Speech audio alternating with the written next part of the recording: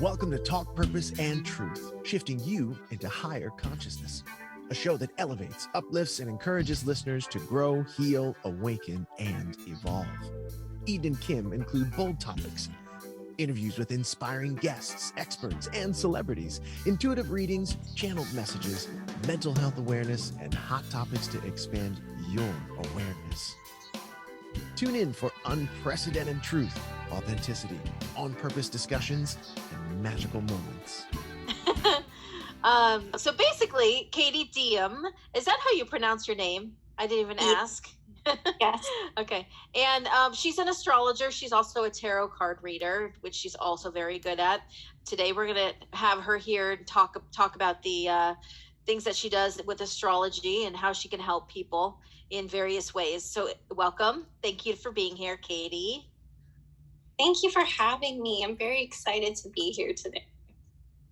Yeah. So let's get into it. Okay. One of the questions, I guess, tell us more about what astrology is, for one thing, 'cause I know there's probably a lot of people out there like I was who they just don't know what that is. So just explain to us a lot, just what it is and how can it help people? Gotcha.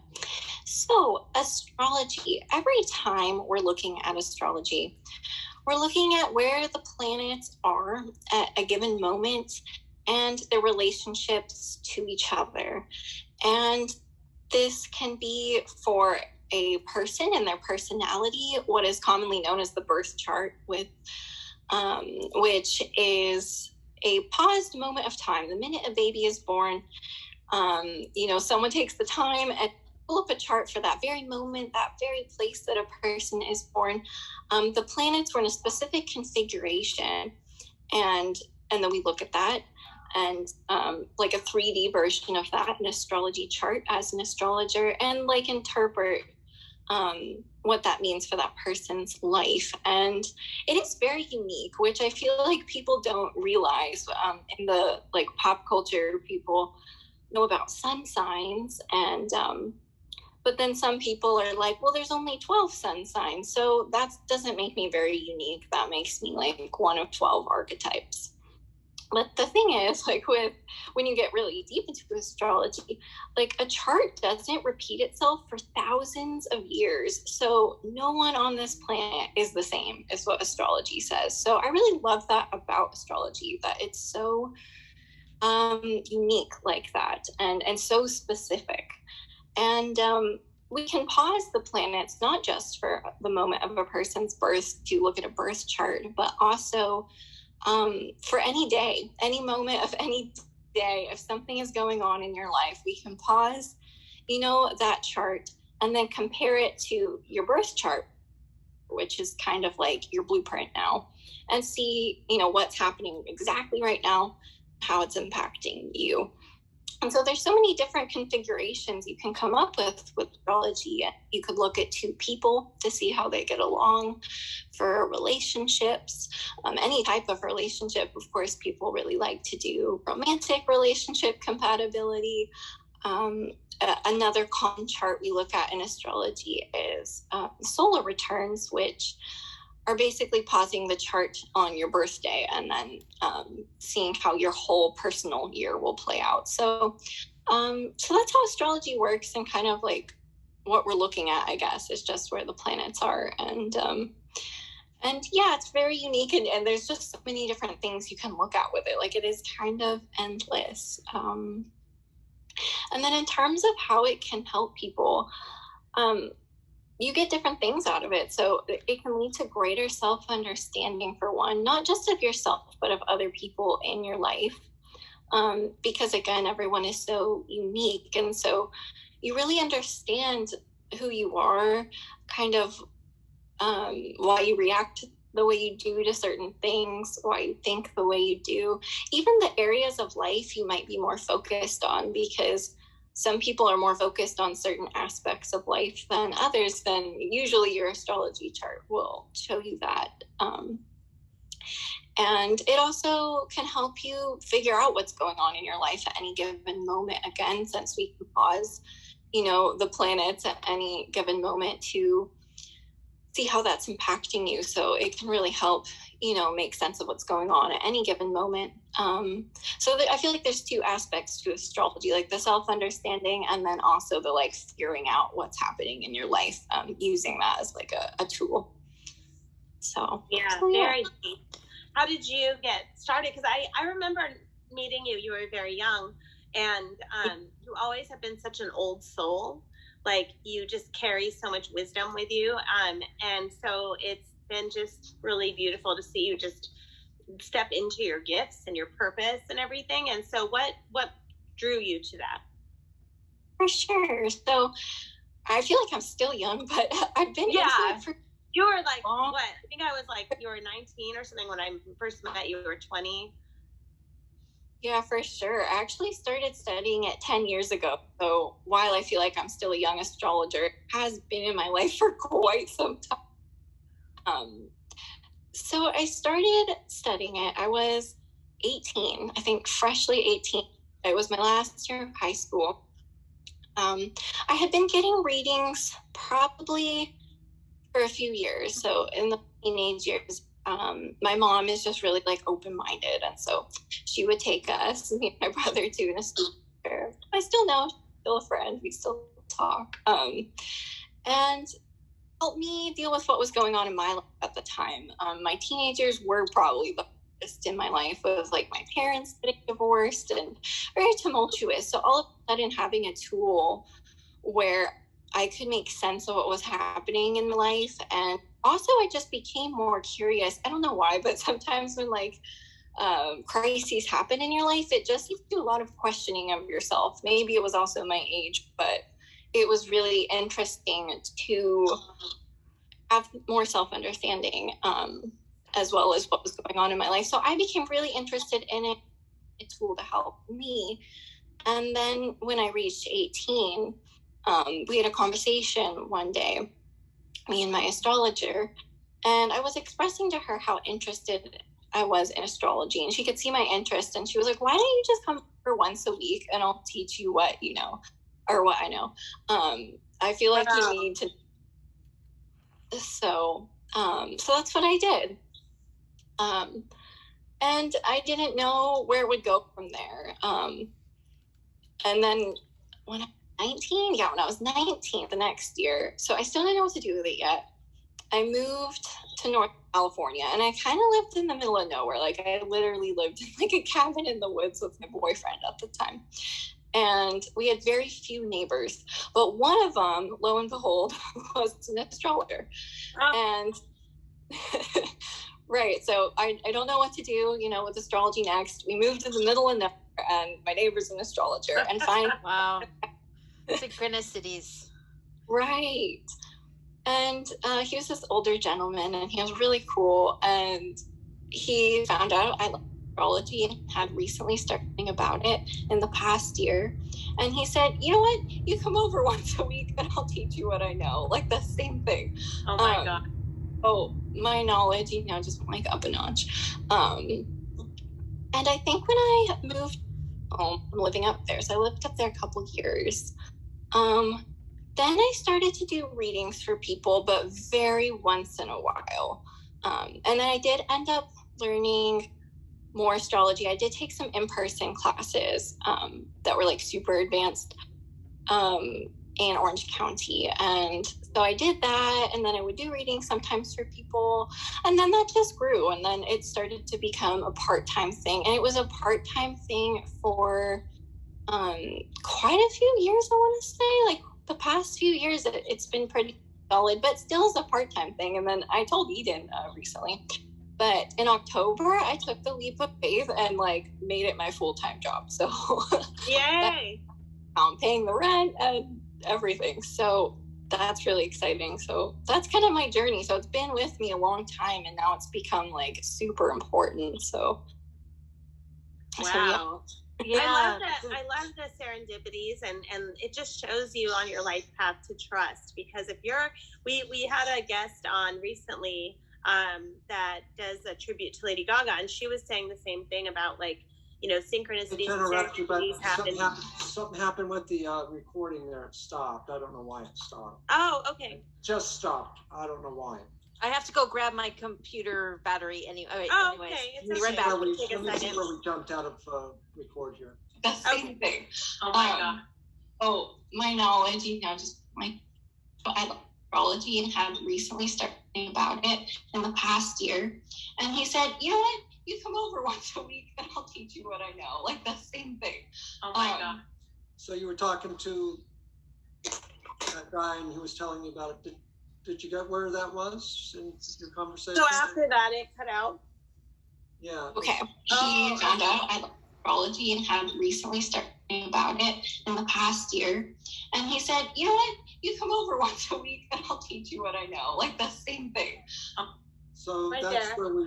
So after okay. that, Got it. Katie, then you can go into again, just talk about, that for a few years you moved and stuff like that. And Eden doesn't have to be back when you say that, so we can just go. Okay, so Okay. let's come in right after that spot, right? Yes. Okay, here we go. He found out I love astrology and had recently started thinking about it in the past year. And he said, you know what? You come over once a week and I'll teach you what I know. Like the same thing. Oh, shit. Hold on. I'll find it better. Clean up that spot a little bit so I can get you on a clean cut. Found out I love astrology and had recently started thinking about it in the past year. And he said, you know what? You come over once a week and I'll teach you what I know. Like the same thing. Oh my God. And then I stayed out there for about 2 years. And then when I came back home to Orange County, where I was originally from, I did start doing readings every once in a while. And I did start taking more classes in person that were very advanced astrology classes with other people who were professional astrologers. So that was pretty cool to just learn more things. And I did it every once in a while for quite a while. And it became a part-time thing. And it became a part-time thing for a few years. The past few years, it has been pretty solid as a part-time job. And then in October, I did make the leap of faith to do it full-time. Oh, and woohoo! Good for us. Yeah. Completely. So it's been in my life a long time, and it was very important to me as a tool as a young person, and then it's just been so important for me to share this with others, and very important now it's a very big deal. So yeah, that's my journey. Oh, well, and Yeah. you do many different types of readings, right? Yeah. What can you kind of share with us a little bit about what those are? For sure. So similar to what I was talking about earlier with different ways we can use astrology to look at things, I guess those are the types of readings I do too. So I do birth charts. So the moment you're born and your general personality, I look at that, and everything's kind of based around that. So then I also do have phone calls that are more casual, where we'll look at current astrology. People tell me what's going on. We can kind of look at different areas of life or different aspects that are kind of big that are happening lately, like a full moon event or a Mercury Retrograde, and see how that's impacting you.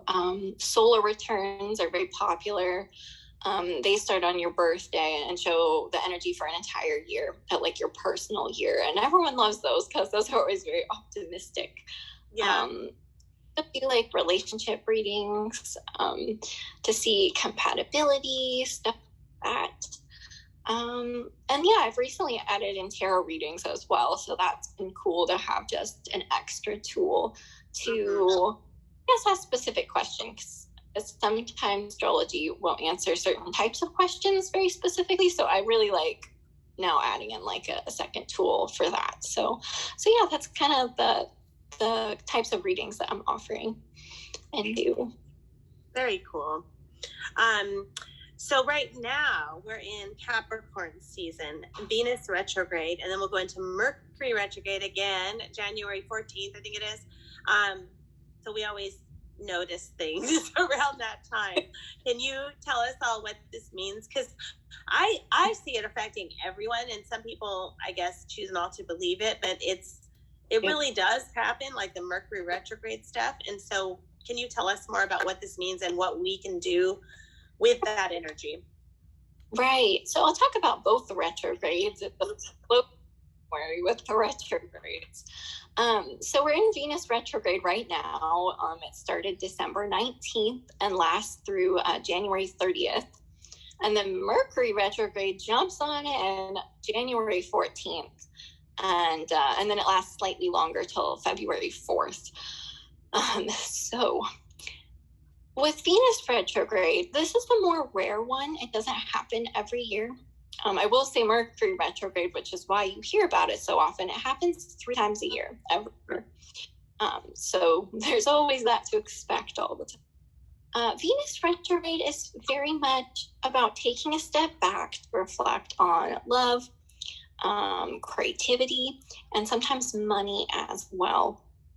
Love is definitely the big one that comes up the most for people during this time. So retrograde energy, I like to think about it as definitely like an inward time, like kind of that energy turning inwards, and we need to think about the topics it's bringing up. But then when it moves forward again, we might make a big decision or a big life change based on that information. So I usually think of them as like perceiving a big event. And that's why we kind of need to pull our energy back. But some people can see it as a slow time. So right now with Venus retrograde, some people might be either confused about love, or their creativity feels kind of slowed down or more internal. Money could seem confusing for some. So it's kind of a cocoon space now. And Venus is the feminine.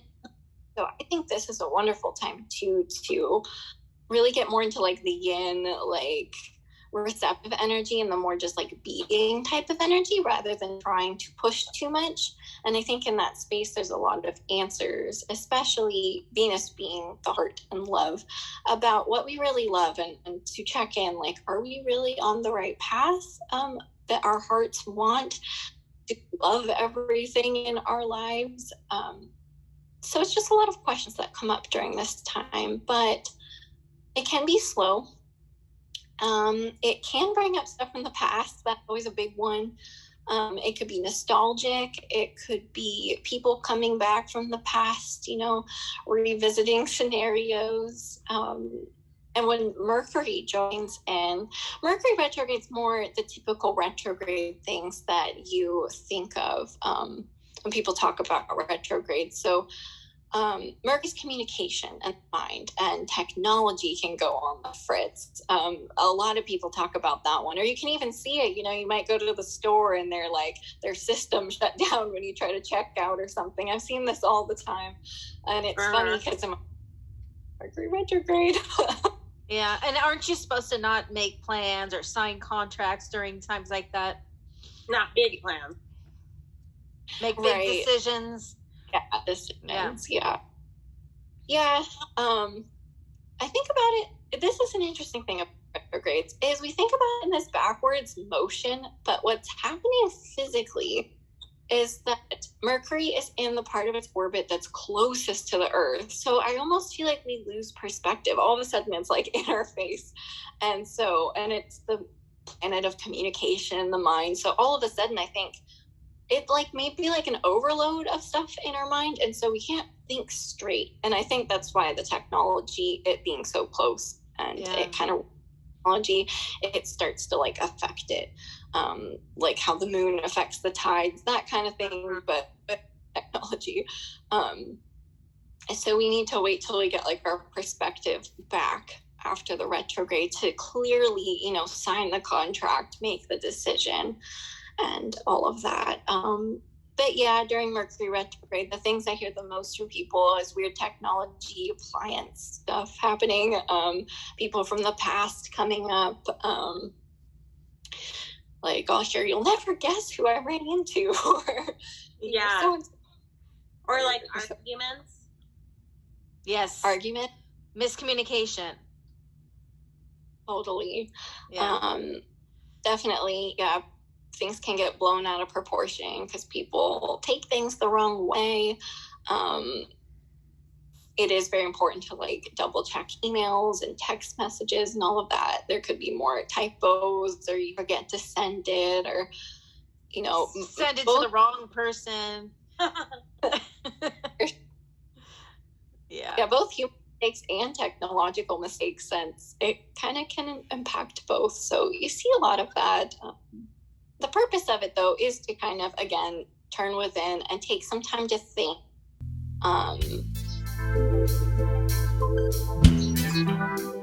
Thank you for listening to Talk Purpose and Truth podcast. Find out more at talkpurposeandtruth.com. And follow us at Talk Purpose Truth on Instagram and Facebook.